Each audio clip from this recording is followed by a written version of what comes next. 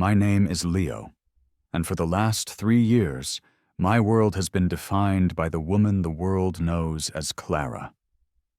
To the legal community in the South, she is a titan, an undefeated criminal defense attorney whose name is whispered with a mixture of awe and fear. In the North, a different legend used to be told, that of a man named Martin, a master of civil litigation who could dismantle any opponent. Everyone in our field spoke of us as two celestial bodies in separate orbits, destined never to cross paths. They were wrong. The secret no one knew was that 3 years ago, Clara and I were married. I was Martin. I gave up that life to be her husband, to be the quiet support system she never asked for, but I thought she needed. I was the one who managed our home, who attended the endless galas on her arm, who always made sure there was a light on for her when she stumbled home from a late night at the firm. But I am done with that life.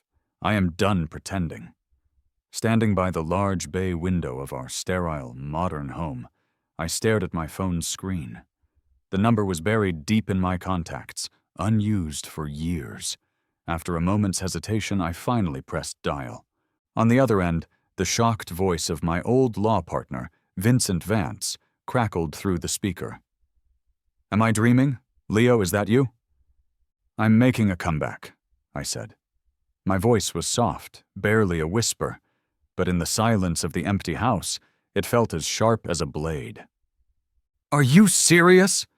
Vincent was so excited I could hear the clatter of his coffee cup hitting the floor. His voice shook with a thrill I hadn't heard in years. "This is incredible. Do you have any idea what Clara has done to our firm's standing since you stepped down? She's poached 20 of our biggest criminal cases. We've been gasping for air. People have been practically holding vigils, waiting for you to return. This news is going to send shockwaves through the entire legal world." I looked at my own reflection in the dark glass of the window. I saw a man in gray loungewear, an apron still tied around my waist, speckled with grease from the stew I'd made for a dinner she would never eat.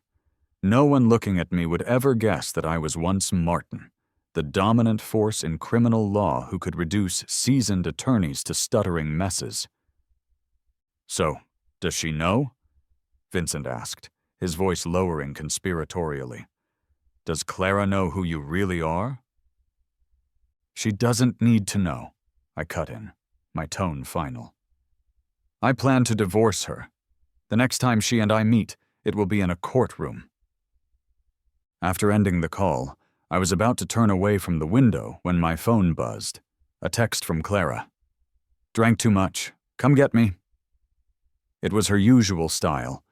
Succinct, demanding, the kind of message one sends to a subordinate, not a husband. I stared at it for a long time. 3 years, and it was always the same.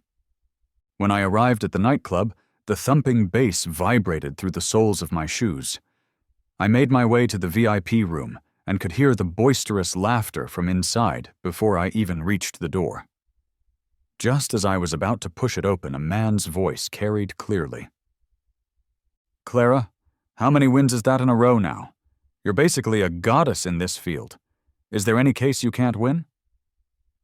"You're the undisputed champion," another person chimed in. "If only Martin hadn't vanished 3 years ago. He was the only one who could ever give you a real fight." "He probably got married and settled down," someone laughed. "He won't be coming back." "I don't know about that," a woman's voice added.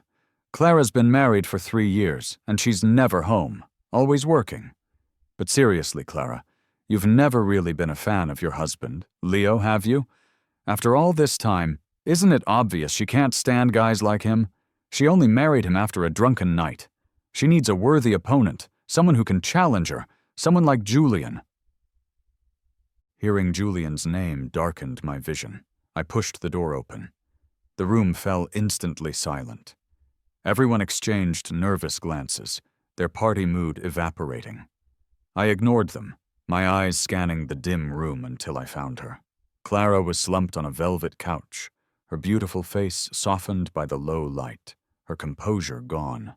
I walked over and helped her to her feet, draping her arm over my shoulder. The familiar scent of her citrus perfume, now mixed with the sharp tang of expensive gin, washed over me, and for a dizzying moment, I was disoriented. The last time we had been this close was on that absurd, regrettable night 3 years ago. I carefully guided her out of the club and into the back seat of my car. Just as I was about to close the door, she suddenly grabbed my arm and pulled me in with surprising strength. Her lips brushed against mine, and I froze. In 3 years of a hollow marriage, aside from that one night, she had never initiated a kiss. Then a name escaped her lips in a soft murmur. Julian. She thought I was someone else. A sharp, familiar pain pierced through me. "Do you really like him that much?" I whispered, more to myself than to her. Clara didn't respond. She just held me tighter, kissing me with a desperate passion that wasn't meant for me. Her hot breath ghosted across my face as she pulled me deeper into the car, the door clicking shut behind me, trapping me in the small space with the ghost of another man. When the kiss finally ended, she whispered, her voice still thick with alcohol, "Don't leave me." I closed my eyes, taking a deep, steadying breath. Then, I reached into my briefcase on the front seat and pulled out a document. "If you don't want me to leave," I said, my voice flat, "then sign this." Through her drunken haze, she looked at the papers, though I knew she wasn't seeing me. In her mind, she was looking at Julian. Without a word, she took the pen and scribbled her name on the signature line of the divorce agreement.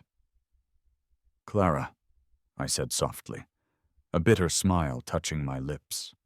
"Once this cooling-off period is over, we'll both be free." Staring at the signed divorce papers under the faint glow of a streetlight, my mind became a whirlwind of memories. The moonlight filtering through the car window reminded me of the first time I ever saw her.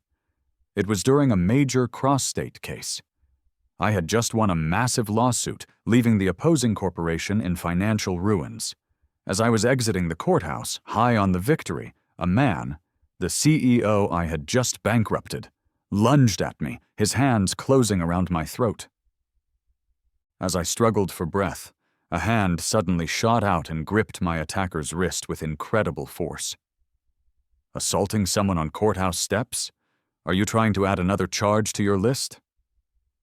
A sharp voice sliced through the chaos like an arrow.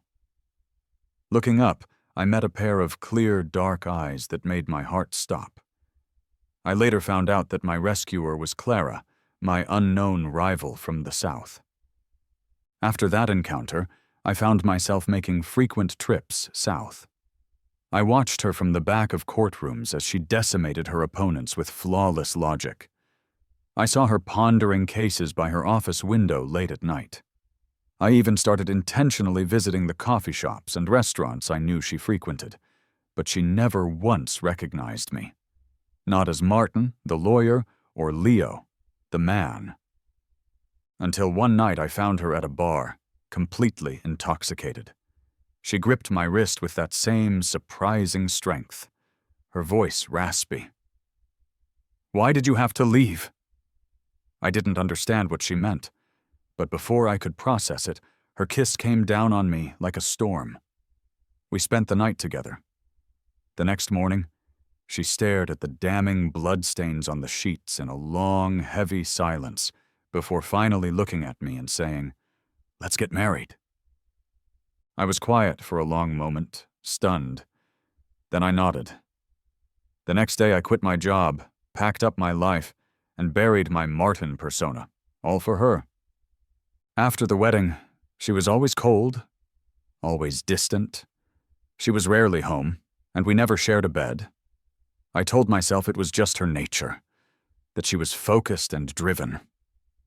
I hoped my quiet warmth and unwavering support could eventually melt her icy exterior. That hope shattered the day I found a photograph in her study. It was of a young man in a crisp white shirt, standing by a bridge at Cambridge, his smile dazzling. On the back, a handwritten inscription pierced me like a blade.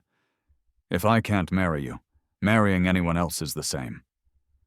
I soon learned this was her first love, a renowned pianist named Julian. After graduation, he had chosen to study abroad, breaking up with her to pursue his career. Years had passed, but she had clearly never forgotten him. The night she got drunk at the bar and we ended up together, the night that led to our marriage, was the very night she had learned of Julian getting into a new relationship overseas. Over our 3 years of marriage, the slights piled up until they became an unbearable weight. I saw her frown at the elaborate birthday cake I spent all day baking for her. I watched her scrape a multi-course dinner I had carefully prepared into the trash without a second thought.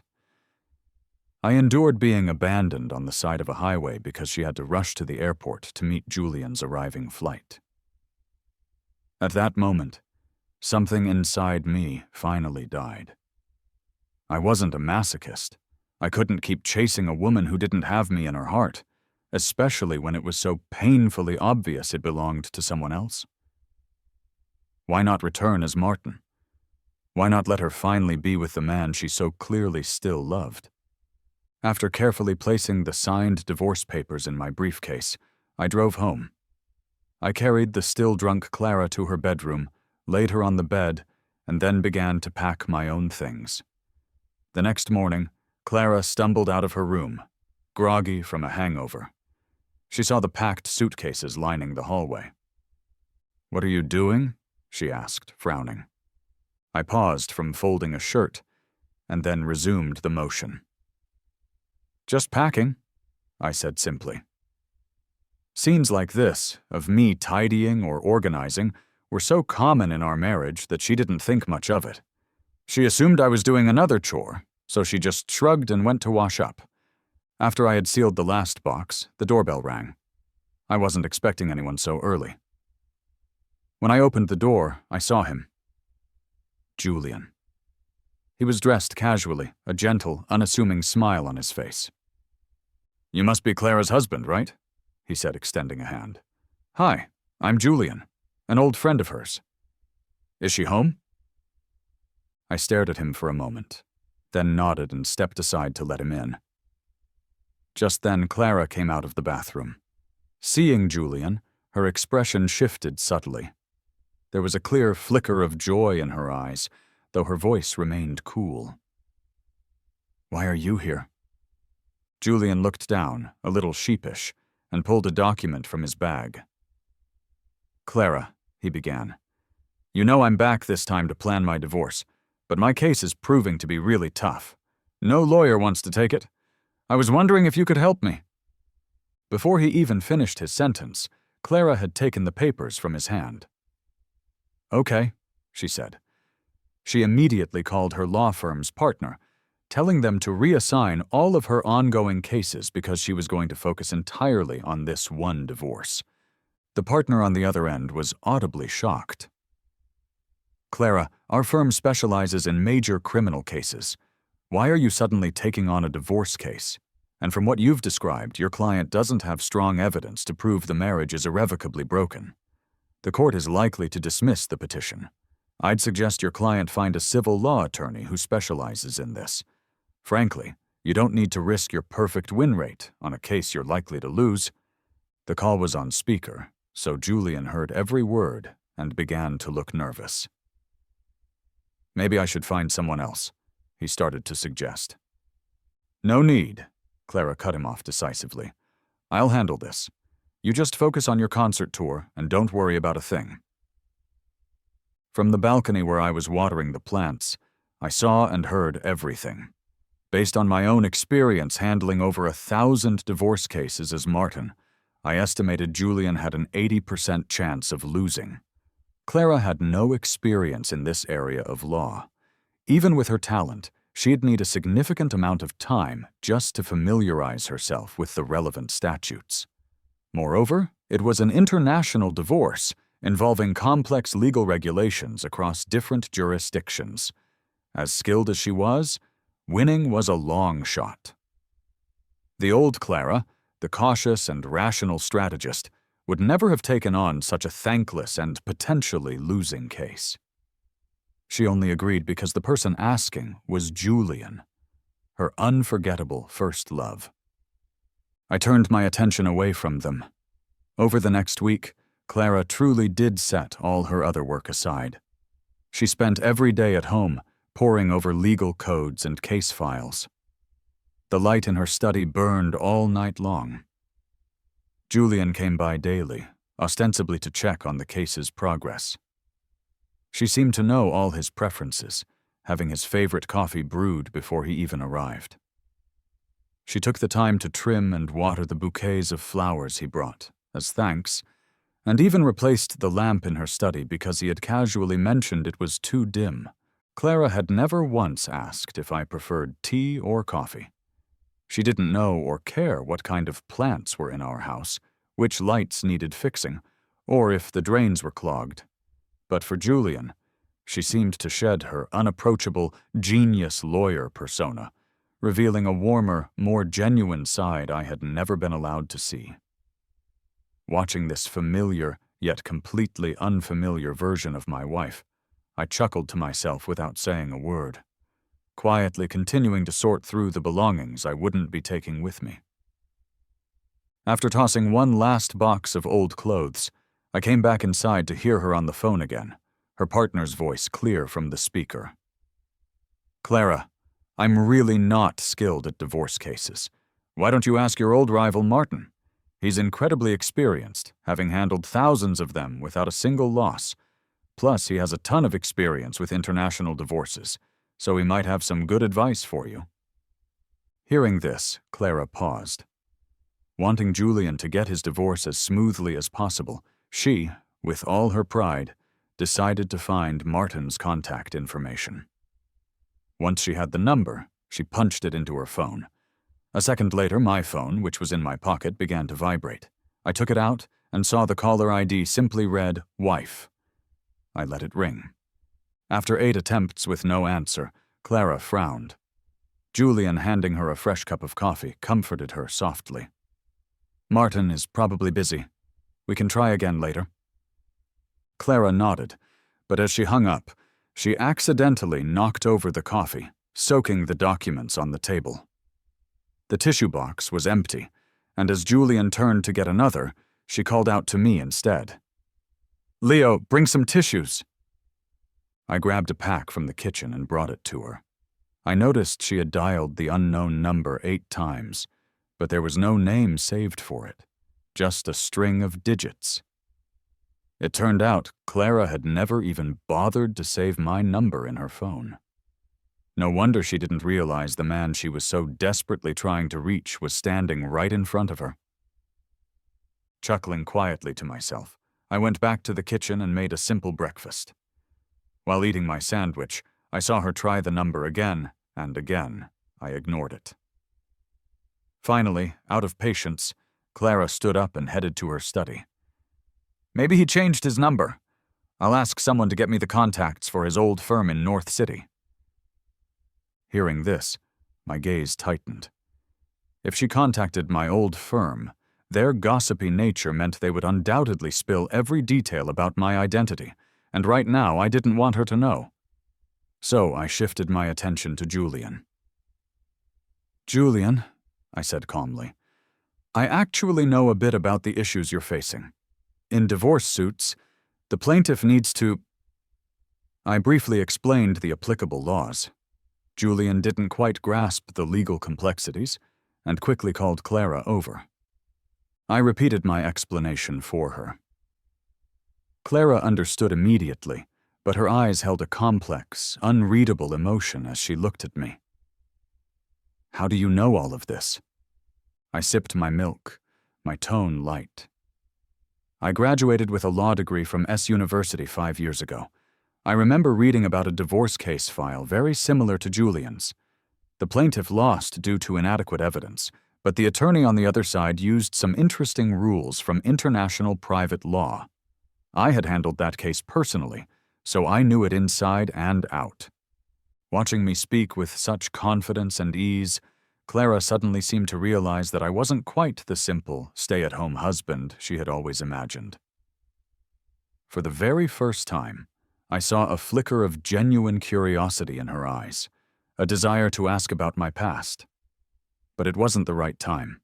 There was too much to do. Using the advice I'd given her, she prepared the lawsuit materials. Having deflected that crisis, I didn't meddle further. I focused on my own preparations, researching recent changes in the legal landscape, and brushing up on case law for my impending comeback. Days passed with me immersed in my own world, detached from the drama unfolding around me, until one evening, Clara approached me. She told me Julian's divorce had been successful. In gratitude for my help, he had invited me to attend his solo piano concert. "No need, it was a small thing," I said, casually declining as I turned back to the book I was reading. Clara walked over, trying to persuade me. As she did, she accidentally caught a glimpse of the side of the book, where I had marked my name. Martin. She froze for a moment, stunned. "You like Martin's work?" I followed her gaze, and only then realized she'd noticed my old habit of marking my books. I instinctively raised a hand to cover the name and simply nodded in agreement. In the legal field, it wasn't unusual for people to admire Martin. Not wanting her to ask any more questions, I quickly changed the subject. "I was just thinking of going out for a walk. What time is the recital? I'll go change and we can head out."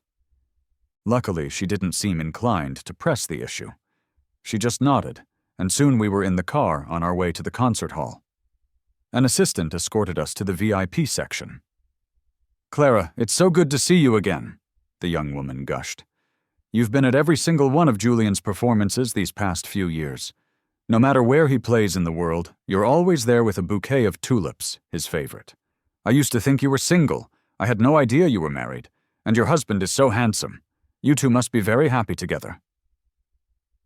I listened quietly, the pieces clicking into place. So Clara's frequent business trips abroad weren't for work at all. They were to attend Julian's concerts. I lowered my head, recalling how every time she left, I would carefully pack her suitcase, select her clothes, and even include snacks and pastries in case she didn't like the local food. I always just hoped she'd have a smooth trip and a safe return. It turned out, all that time her mind and heart were with Julian.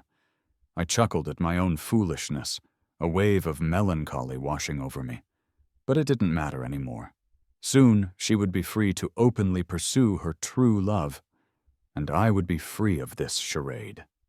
After the performance, Julian had booked a restaurant to thank us. At the entrance, he and Clara ran into some old classmates. Not wanting to keep me waiting, they had the owner lead me to their private room first. The owner was a friendly, chatty man. "Are you friends with Clara and Julian?" he asked as he showed me to the table. They used to be regulars here. Clara always seemed so reserved, but she was always incredibly gentle around Julian. She'd peel crabs for him, and I remember one time she walked him 4 hours down the mountain path when he drank too much. After Julian went abroad, Clara still came here all the time. She'd order all his favorite dishes and just sit here alone until closing time. Now that he's back, I suppose they'll be getting married soon, right? Hearing this, I forced a smile, my voice feeling stiff and unnatural. "Maybe soon." Julian and Clara returned, and just as the owner had described, Clara ordered a table full of his favorite dishes. When the food arrived, she put on a pair of disposable gloves and began to expertly peel a crab, naturally moving to place the meat on Julian's plate. He paused for a moment, glanced at me, and then reminded her, "It's Leo's first time here. Let him try it first." Clara's hand froze in midair, then redirected the plate of crab meat toward me. It was the first time in our entire marriage that she had ever done something so considerate for me. But it was only because of Julian's prompting. Looking at the neatly piled crab meat on my plate, I spoke calmly. "I'm allergic to seafood. I can't eat crab. Clara frowned. You're allergic to seafood, but you're always cooking fish and shrimp at home. Because you like them, I replied quietly. And what I liked was never your concern, I completed the thought in my mind. An awkward silence filled the room. Julian quickly steered the conversation elsewhere, smoothly breaking the tension, and Clara eagerly joined in, chatting away with him. I stayed silent, an invisible man at my own table, quietly eating my food. Just then, a waiter brought over a pot of steaming fish soup. As he approached our table, a couple of kids ran past, bumping into the serving cart. The entire pot of boiling hot soup tipped over, spilling directly onto Julian and me. In a flash, Clara instinctively pulled Julian toward her, shielding him from the hot liquid. I was left alone, drenched in the scalding soup, enveloped in a cloud of steam. My skin immediately turned bright red, blistering with angry yellow bubbles. The searing pain was so intense it made me break out in a cold sweat. Seeing me suffer, Clara's eyes widened in shock. But then she heard Julian gasp in pain behind her. She turned back to him, her voice filled with concern. What happened? A little bit of hot soup splashed on my hand, he replied, wincing. It hurts. Her expression changed instantly. She quickly helped him out of his chair. Leo, you should get yourself to the hospital.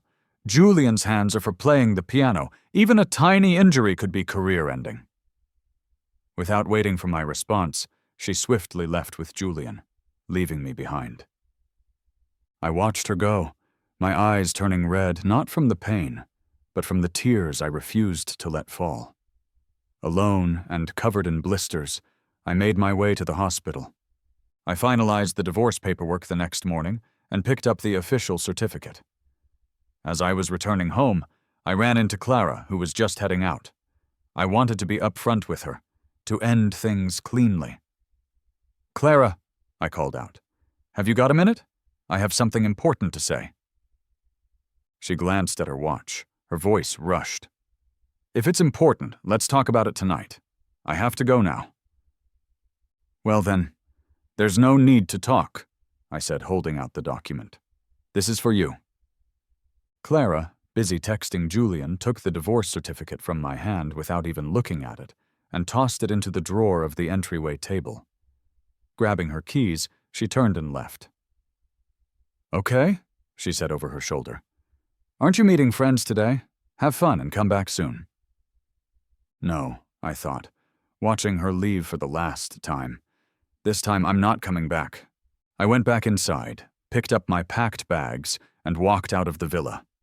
As the door closed behind me, I took a deep breath. 3 years of chains had finally been broken. Goodbye, Clara.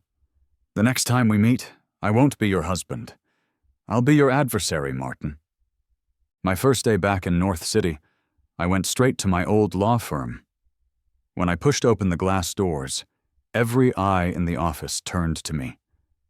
Familiar faces stared back, their expressions a mixture of shock and disbelief. Someone even dropped their coffee cup, the sound echoing in the stunned silence. Vincent Vance, my partner, practically sprinted over, his voice trembling. You're really back. After that call, I thought I must have been dreaming. I gave a slight smile, my gaze calm yet sharp. It's been 3 years of silence. It's about time I returned. I gave myself no time to adjust. I immediately took on a complex, cross-border commercial dispute case that no one else would touch. An overseas capital firm had maliciously acquired a domestic tech company, a hostile takeover involving billions in assets. The opposing side had hired a top-tier international legal team, and no firm in the country dared to challenge them.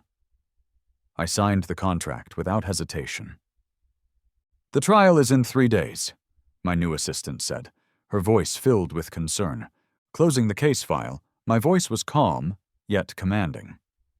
For me, that's enough. On the day of the trial, The opposing legal team was oozing confidence. They assumed that a lawyer who had been gone for 3 years was no longer a threat. But as soon as I began to speak, a hush fell over the courtroom. My logic was a fortress, my evidence an unbreakable chain.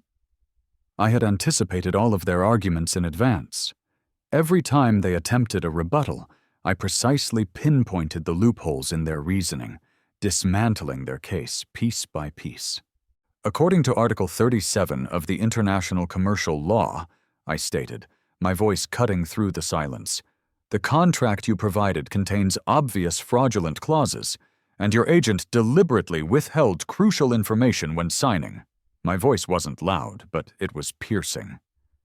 This isn't just a commercial dispute. This is financial fraud. The opposing lawyer's face turned pale. The judge's gaze grew serious. In the end, I emerged victorious. On my first day back, I had silenced all doubts and rumors with unquestionable proof of my skill. As I stepped out of the courthouse, a swarm of media descended upon me, cameras flashing relentlessly. Standing on the courthouse steps, I faced them, my expression composed, my words firm. Yes, Martin is back, and this time I won't be backing down. Back in South City, Clara finally came home the next day. "Leo?" she called out habitually. There was no response. She frowned, a flicker of frustration crossing her face. As she approached the foyer, she noticed the entryway drawer was slightly ajar. Inside, she saw a dark red document. She picked it up and opened it. A divorce certificate. Her eyes widened in shock, her fingers instinctively tightening, creasing the paper. When did this happen? She immediately pulled out her phone and dialed my number, only to be met with the cold, automated message. The user you are trying to reach is temporarily unavailable. She tried again and again, but it was always the same emotionless voice.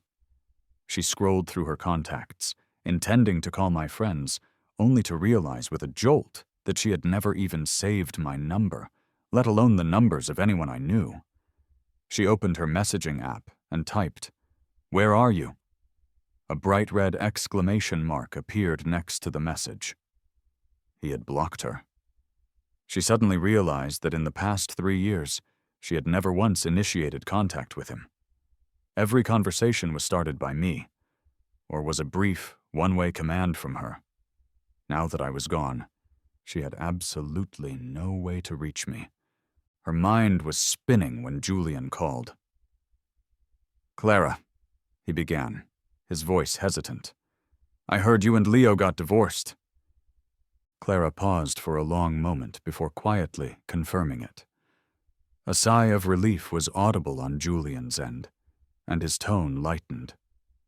"Actually, since I came back, I've wanted to tell you, I never stopped thinking about you." He paused, sounding a little shy. "If you're willing, maybe we could start over?" She froze. She once thought hearing those words from him was all she ever wanted. But now, holding the divorce certificate in the dark, empty house, his voice just felt hollow. Julian kept talking, but my face filled her mind's eye. Me making soup in the kitchen, organizing her files in the study, gently reminding her to put on a warmer coat. Her eyelashes fluttered, and the memories faded. "Clara, are you still there?" "Julian, I'm sorry," she finally managed to say. "I'm not in the mood to talk about this right now." That night, a news alert popped up on her computer, displaying the latest updates from the Bar Association. The once missing legal prodigy, Martin, makes a high-profile comeback, crushing international law firm in his first case. She clicked on the article. The accompanying photo, taken on the courthouse steps, stunned her into silence. Clara's breath caught in her throat. That face. It was my face. It was Leo. Her fingers trembled as she zoomed in on the photo, fixating on the familiar yet suddenly strange face. "What is happening? Martin is Leo?" The thought was so absurd she whispered it out loud. No way.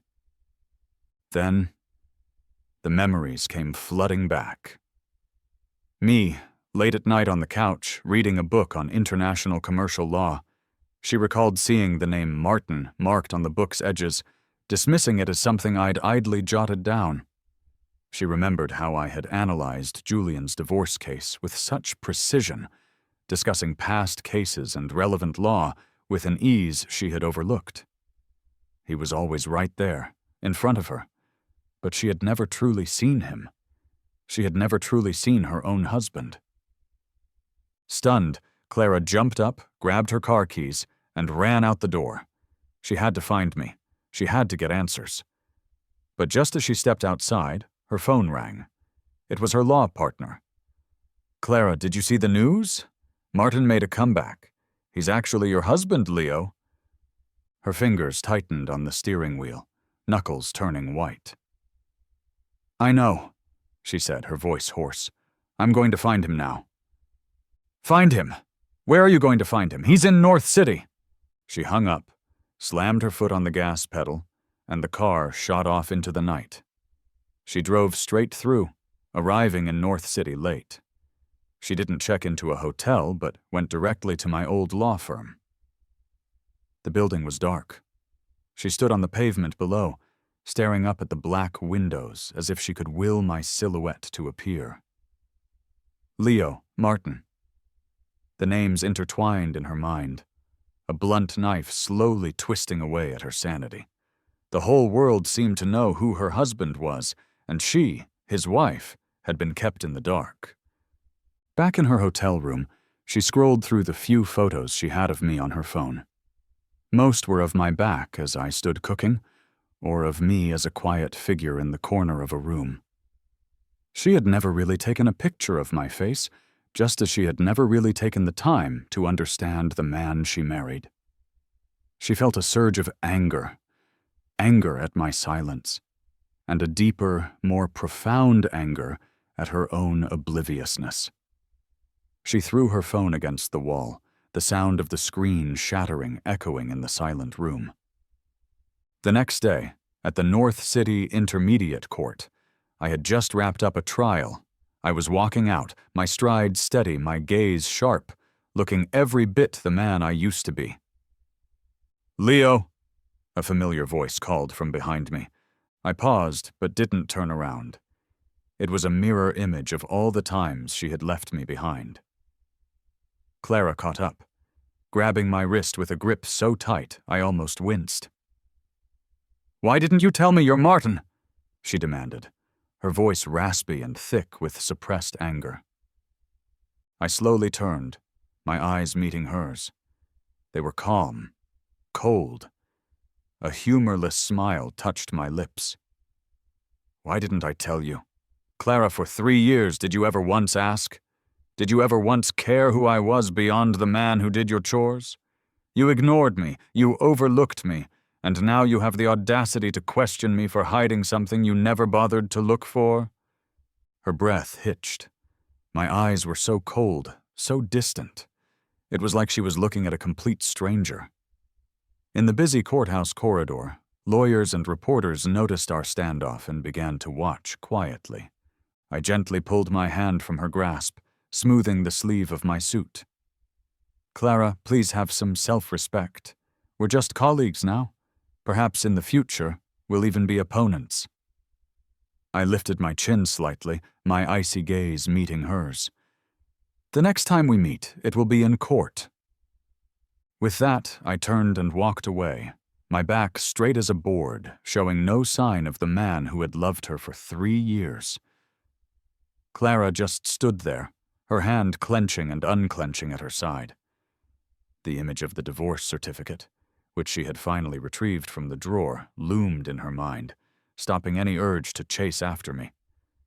They were strangers now, possibly rivals. She never imagined it would come to this. That night, headlines across all major legal news outlets blared, "Shocking! Southern City legend Clara and Northern City legal star Martin are married." The news, along with a photo of our tense courthouse confrontation, blew up the legal world. The public reaction was overwhelmingly mocking towards Clara. I, meanwhile, remained silent. Our first official showdown came in a high-profile corporate murder case. A well-known entrepreneur was accused of murdering a competitor. The evidence was solid, but the defense had hired the undefeated Clara. The victim's family, in turn, had hired me. The trial was a spectacle. As the prosecutor, I laid out the case with cold, hard facts. Phone records, vehicle tracking data, and the defendant's DNA found under the victim's fingernails. Clara countered with tight, forceful logic, and for a while, the case seemed evenly matched, but then her eyes met mine across the courtroom. In that instant, I saw her transported back in time, her focus lost. "Miss Clara?" The judge's voice roused her. "Please continue your questioning." Startled, she faltered. She had forgotten her next question. I looked up, and the corner of my mouth turned up in a barely perceptible, cold smile. In my closing statement, I presented a new piece of evidence, a secret recording of the defendant threatening the victim just a week before the murder. It was the final nail in the coffin. The verdict came back, guilty. Clara had lost. It was her first ever defeat in a court of law. The media exploded. Myth shattered. Clara's first legal defeat, lost to ex-husband Martin. The public humiliation was one thing, but then Julian, seeing the news, decided to intervene. He secretly contacted gossip media, leaking a fabricated story that I had married Clara after a one-night stand and that my comeback was purely for revenge. The internet went into a frenzy.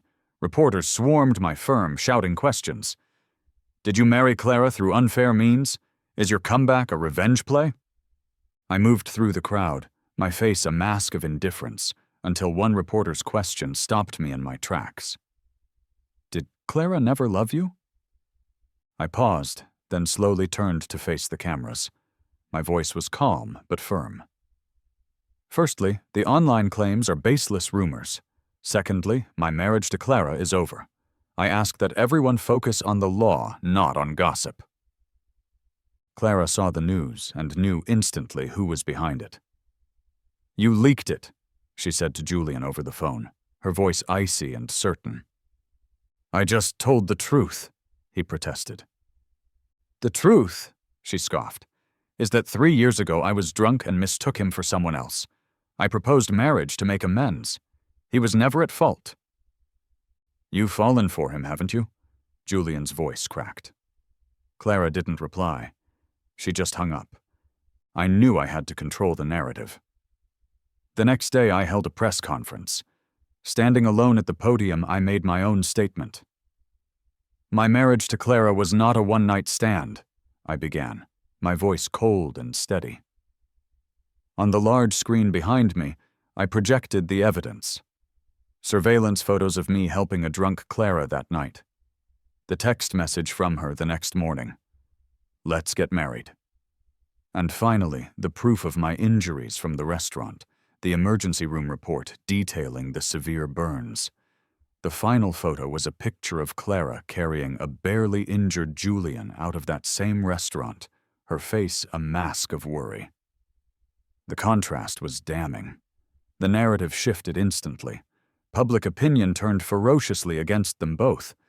Hashtags like #ClaraSucks and #Julian the Homewrecker trended for days. Julian's career imploded. Sponsors dropped him, concerts were canceled, and old scandals of his own were mysteriously leaked to the press, finishing him completely. The fallout was swift and brutal. James, completely unhinged, decided to take one final, desperate shot at revenge. He lured Clara to his apartment, drugged her, and staged photos of them in bed together, which he promptly leaked to the press. When reporters ambushed me with the photos, I glanced at them and chuckled coldly. "I suggest you all get your eyes checked. From this angle, it's clear her pupils are dilated. She's not in a clear state of consciousness." I pushed past them, adding over my shoulder, "Besides, it doesn't concern me." Those 4 words, "It doesn't concern me, were sharper than any accusation.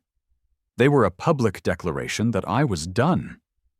Clara, enraged at being used as a pawn, confronted James, secretly recorded his confession, and posted it online, clearing her name and destroying what little was left of his. The final act of our public drama played out at the annual Lawyer Summit. The topic of the debate was law versus emotion. I argued for the cold, impartial supremacy of law. Clara, in a move that stunned everyone, used her time to make a public confession. "I once believed in absolute rationality, too," she said, her eyes locked on mine. "Until it took me 3 years to realize that what truly matters isn't how many cases you win." She looked at me, her voice cracking.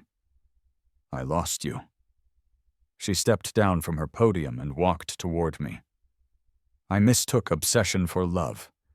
It wasn't until I lost you that I realized you were my only real foundation." The room was silent. The woman who had treated me with such cold indifference for 3 years was now laying her heart bare in front of the entire legal community. I slowly stood up. As I walked past her to take the podium, I whispered so only she could hear, "Clara, the law doesn't accommodate assumptions." I then addressed the audience, my voice ringing with conviction. "As life offers no turning back." The screen behind me lit up with an image of the divorce agreement she had signed.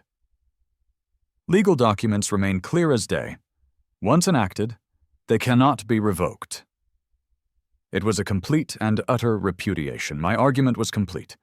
The debate and our story was over.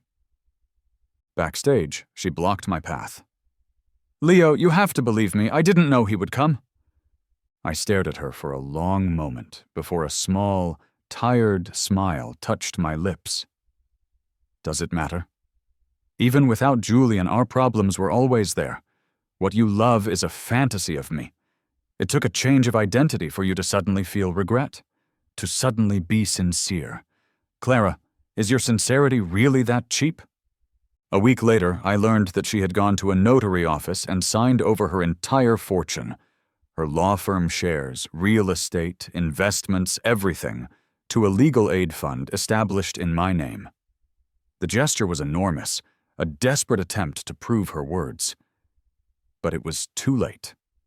That same day, James, having lost everything, found her outside the legal aid center. In a final, insane act, he ran her down with his car. The news reached me just as I had finished a multinational conference. Clara was severely injured in an attack. Emergency surgery. Less than a 30% chance of survival. I stood frozen as my assistant's voice faded into white noise. At the hospital, the doctor handed me a form. "Direct family needs to sign." I stared at the line for spouse, the pen heavy in my hand. In the end, I simply called her parents. While waiting, a nurse handed me Clara's blood-stained belongings.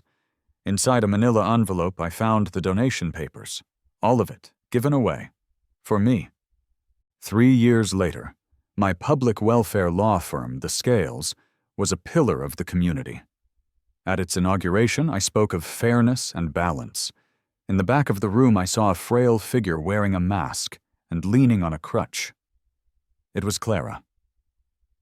She watched me silently, then slipped away before the applause died down. For the next 2 years, we became the most familiar strangers in the legal world. We worked in the same courthouses, championed the same causes from opposite ends of the hallway, but never spoke. We were 2 parallel lines, always near, never intersecting. Then came the news that she had been brutally attacked again, this time by the friends of a domestic abuser she had been prosecuting. Ruptured spleen, internal bleeding, another critical surgery. My assistant asked if I wanted to send a card with the flowers. I just shook my head. The white chrysanthemums I sent were the kind one brings to a funeral. It was a cold, final gesture, a wish for a recovery I didn't believe in. She called me from the hospital that night. I saw her name, let it ring for a moment, and then muted it. The final news came on the third day of a major international trial. Just as I secured a massive victory, my assistant showed me a brief message. Clara's old injuries worsened. Critical condition. I paused for only a second, then calmly instructed my team to book my flight back, my expression unreadable. Late that night, a letter arrived at my hotel. The envelope was plain, the handwriting glaringly familiar. It was short, just 3 lines. I've won countless cases in my life, but I lost you. The ink was faint, as if the writer lacked the strength to press the pen to the paper. I remembered a night long ago, before the divorce, when she had looked up from a difficult case file, exhausted but with that confident fire in her eyes, and said, "When have I ever lost?" I closed my eyes, folded the letter carefully, and fed it into a shredder. I stood, adjusted my suit, and walked towards the stage lights of my next press conference. I didn't look back. Years later, a new statue was unveiled on the central lawn of the North City Law School. It was of me, a bronze figure, head slightly bowed, holding a law book in one hand and extending the other, palm up, as if lifting an invisible weight. At the unveiling, a student asked a white-haired professor if the rumors were true, if the legendary Martin and the late lawyer Clara were once married. The professor gazed at my calm profile. "No," she said quietly. "He always belonged to the law." My expression remained unchanged, as if they were discussing a stranger. After the crowd thinned, I lingered before the statue, my fingers brushing the cold inscription on its base. "Justice never bows." The setting sun stretched my shadow long across the lawn, all the way to the edge of the ginkgo trees. For a fleeting moment, I imagined a familiar silhouette under the branches, a trenchcoat corner caught in the wind. But I knew there was nothing there, just like the shredded letter and the words left unspoken between us. I withdrew my hand and walked away.